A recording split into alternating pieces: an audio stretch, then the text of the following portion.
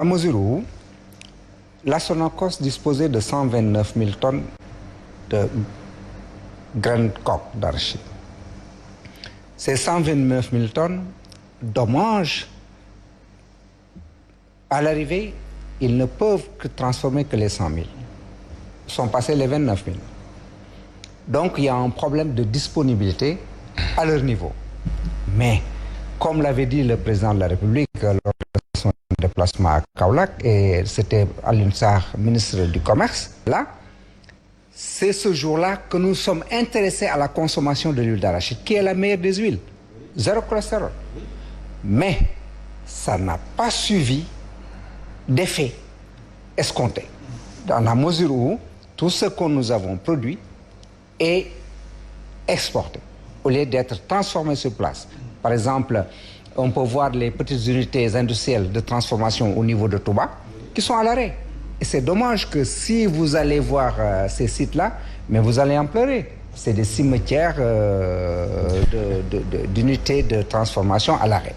Donc, nous le déplorons et je pense que cette pandémie conjuguée avec la guerre de l'Ukraine doit nous faire réfléchir à produire et transformer ce que nous produisons, surtout en matière d'arachide. D'accord. Alors, docteur Mor Gassama, le consommateur, en tout cas, semble être embarqué dans une ambulance en gyrophare à la recherche, en tout cas, du meilleur hôpital et pour le sauver et face justement à ces prix qui ne cessent de monter. Alors, en dehors des chocs justement exogènes, parce qu'il a parlé du conflit russo-ukrainien, est-ce qu'il y a des explications par rapport à des chocs endogènes qui pourraient expliquer justement cette cherté des prix constatée sur le marché sénégalais? Tout à fait, Abdoulaye. D'ailleurs, le problème vient d'être soulevé par M. Cissé tout à l'heure lorsqu'il parle même de l'arachide, avec notamment une insuffisance de la matière, ce qui fait que beaucoup de PMI n'arrivent même pas à pouvoir donc trouver la matière, etc.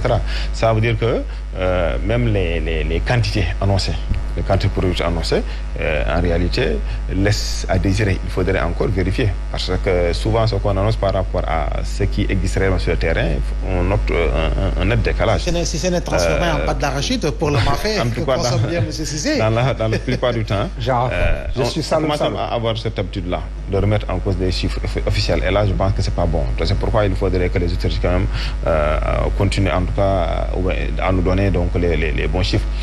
Cela veut dire encore une fois que le véritable problème, c'est le problème de la production.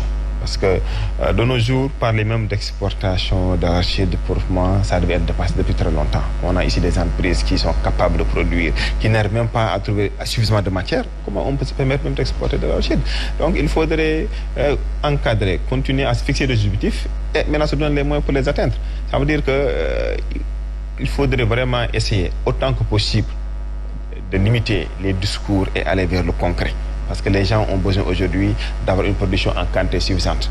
Parce que lorsque vous produisez en quantité suffisante, vous êtes en mesure au moins de contrôler mieux les prix. Parce que là, ça va être extrêmement difficile en tout cas de subir directement certains chocs exogènes. Par exemple, si l'arachide on a produit une quantité suffisante, si pour parce qu'on se dirige vers la tabaski, on peut parler donc de la production animale. On avait fait beaucoup d'efforts et multiplié encore donc les zones donc d'élevage, etc. Et je pense que les gens ne devraient pas avoir donc ce problème-là. Les commerçants, certains le comprennent, de telle sorte que lorsqu'on se dirige vers les fêtes, ils se débrouillent eux-mêmes pour créer de la spéculation.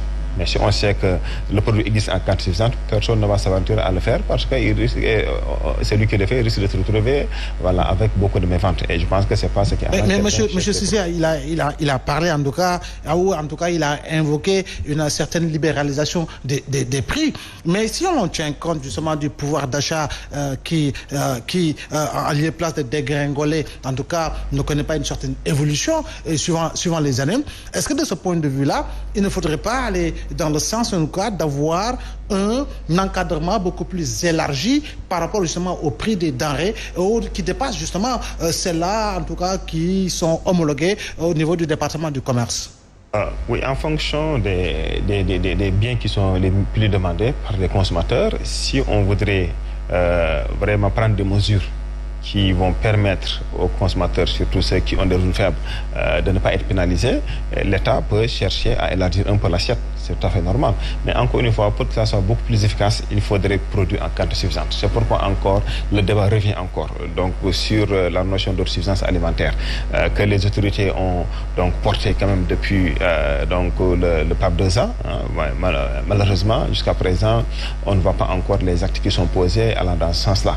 En tout cas, moi, je reste persuadé que si la volonté politique est là, dans un homme très proche, ces objectifs pourraient être atteints. Voilà. Après, maintenant, il va falloir mieux organiser le système pour voir comment faire pour ce qu'on appelle vraiment donc la conservation, la transformation, la commercialisation. Tout ça, ce sont des mesures. Gouverner, c'est prévoir. Alors, vous ne pouvez pas attendre jusqu'à ce qu'on soit à la veille d'une fête aussi importante pour les Sénégalais et se retrouver dans des difficultés qui devraient être dépassées.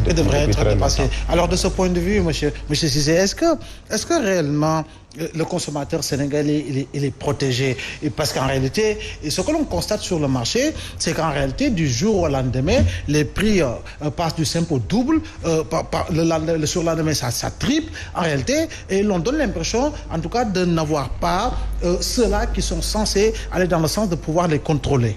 Dommage que le ministère du Commerce n'est pas sur le plateau.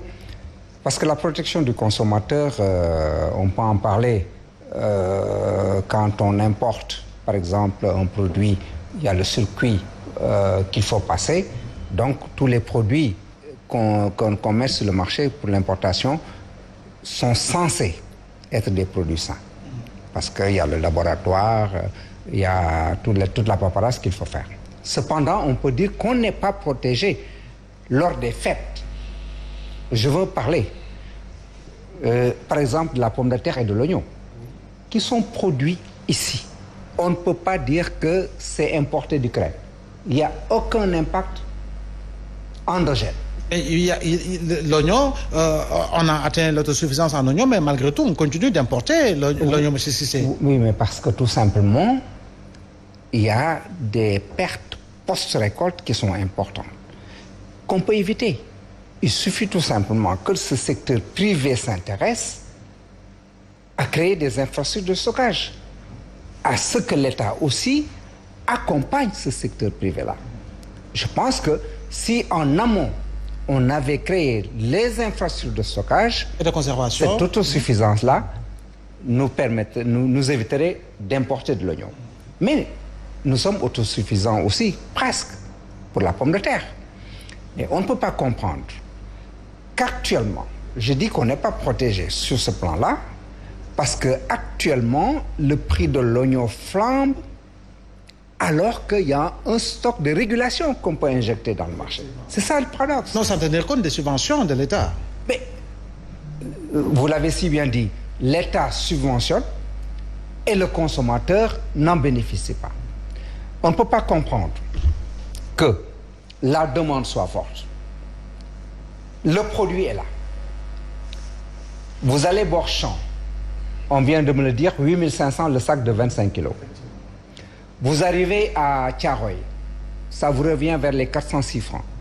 Et la boutique de coin, si le prix n'est pas encadré par un arrêté, mais c'est que le consommateur n'est pas protégé. Et il va trinquer. Naturellement. Et il n'y a pas que l'oignon, il y a la pomme de terre. Venons-en, la pomme de terre est suffisamment produite aussi au Sénégal. Et c'est que la patate. Naturellement. Mais je veux parler quand même de la pomme de terre qui est stockée actuellement. Plus de 30 000 tonnes. Ça veut dire que, donc, il y a une disponibilité. Qu'est-ce qui se passe? L'opérateur qui vend à un prix conseillé, qu'il ne dépasse jamais, qui est de 9 000 francs, le sac de 25 kilos. Il ne le dépasse jamais. Mais arrivé à Thiaroye ou arrivé à Touba, c'est 12 000 francs le sac maintenant. Et que fait le ministère du Commerce? En train de regarder, c'est pourquoi on n'est pas protégé. Pourquoi justifier le fait qu'au mois de mars, l'oignon arrivant en masse coûte donc moins cher, qu'on nous demande de payer les pots cassés? Je pense que c'est l'État en amont qui devait faire une bonne régulation pour que